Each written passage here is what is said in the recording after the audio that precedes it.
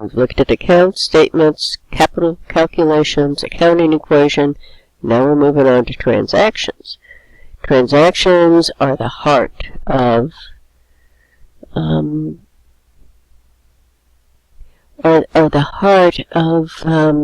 accounting. If you didn't have transactions, you wouldn't need to do any accounting. So what we're going to look at here is we're going to see how each transaction affects the accounting equation. So we're going to look and we see we've received cash from the owner as an additional investment of $20,000. So that means my cash increases by $20,000, right?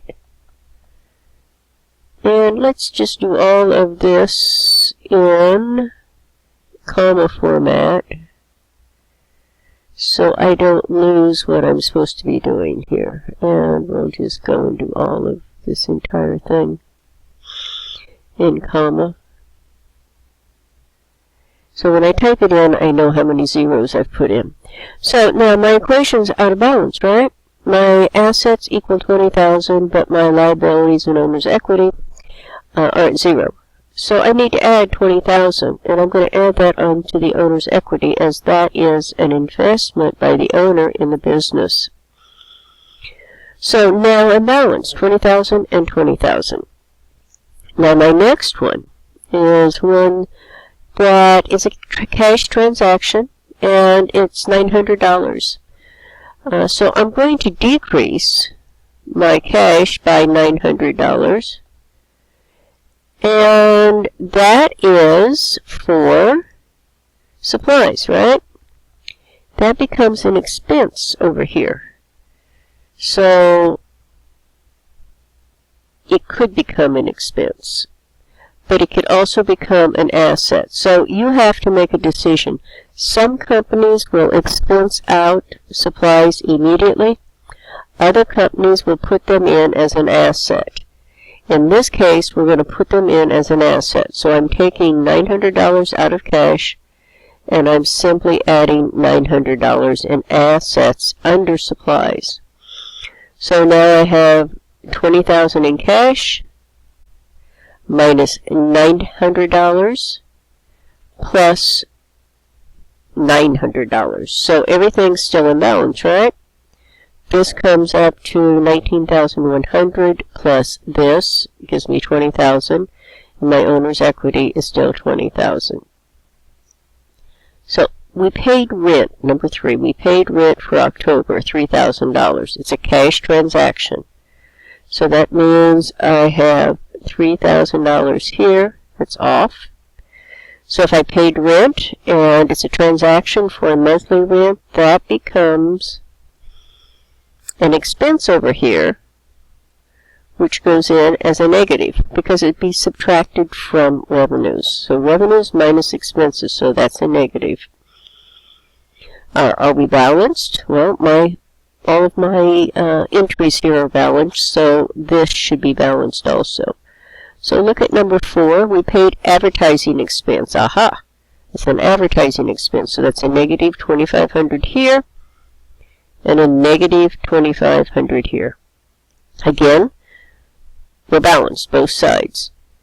Number 5 is we received cash. Oh, good, it's about time. $23,100, and it was for revenues. So I get a positive here of $23,100 and a positive under my revenues of $23,100. Again, I'm balanced. The next one is number 6, and I billed customers on account for $41,750. Well, I didn't get cash, right? But I am on account.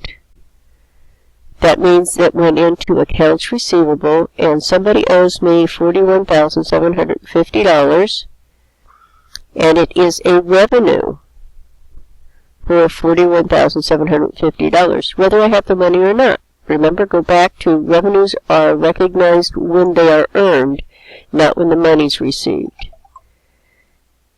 So let's look at the next one. Creditors. We paid creditors on account $4,500.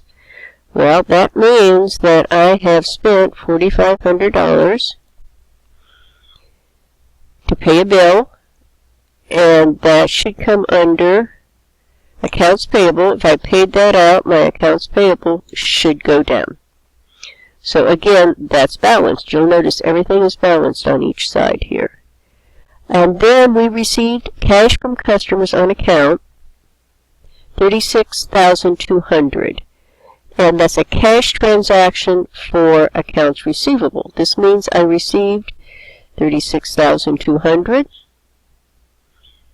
And my accounts receivable went down $36,200.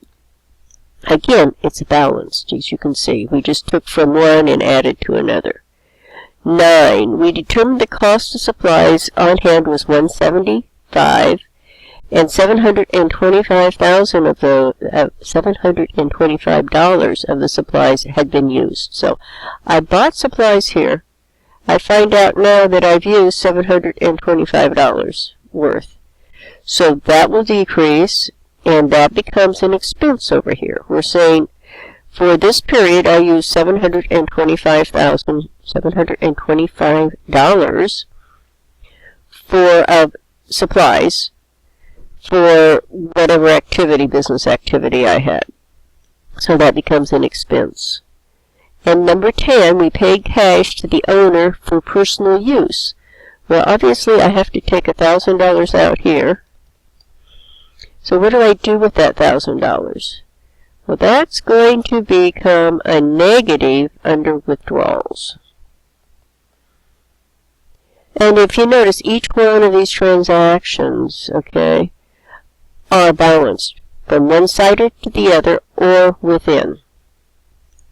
So if I'm adding to both sides, or if I'm adding here an asset, I've got to have an addition on the right side.